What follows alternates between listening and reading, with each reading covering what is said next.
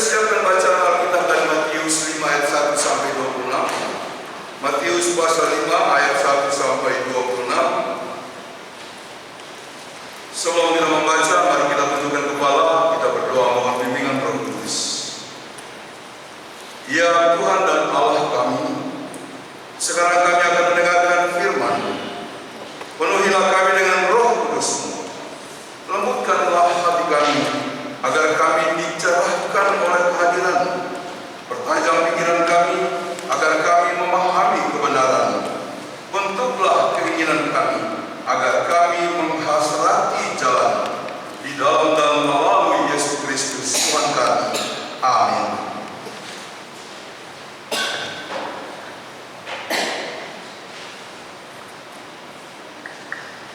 Coba saya kita bagi berdiri untuk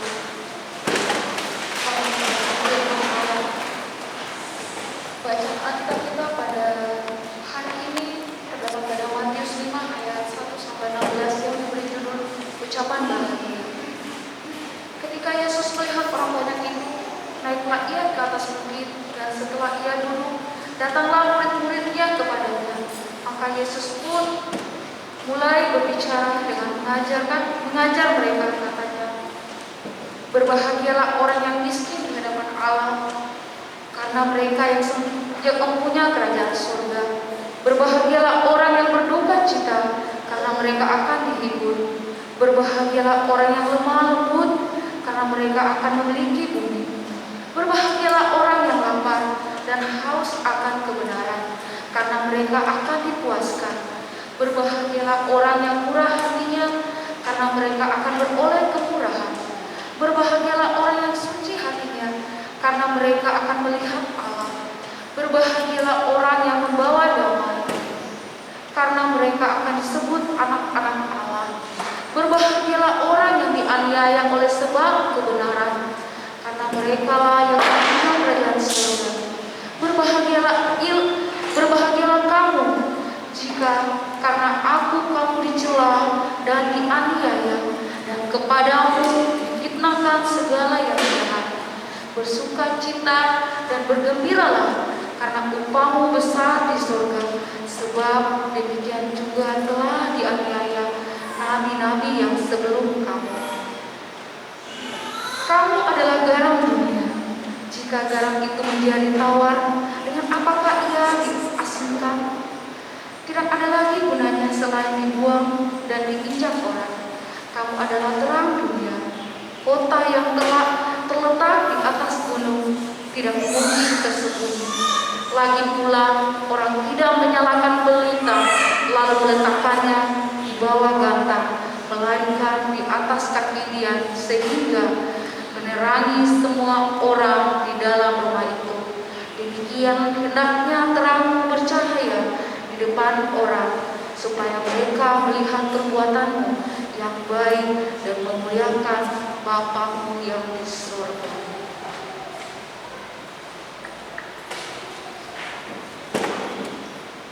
Demikian firman Tuhan.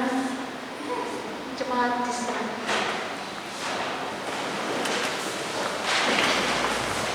Demikianlah firman Tuhan. Kemuliaan bagi Bapa.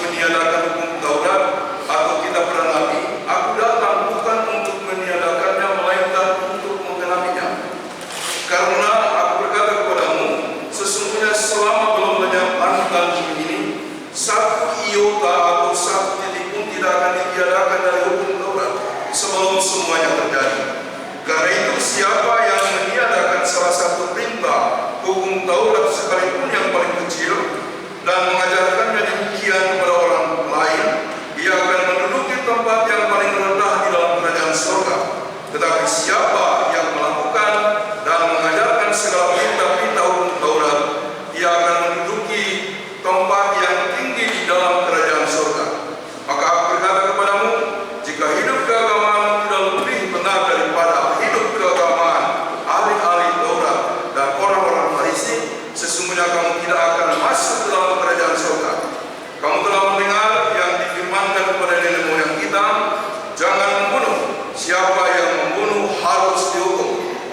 Tetapi aku berkata kepadamu, setiap orang yang marah terhadap saudaranya harus dihukum. Siapa yang berkata kepada saudaranya kafir harus dihadapkan ke mahkamah agama, dan siapa yang berkata jahil harus diserahkan ke dalam neraka yang menyala-nyala.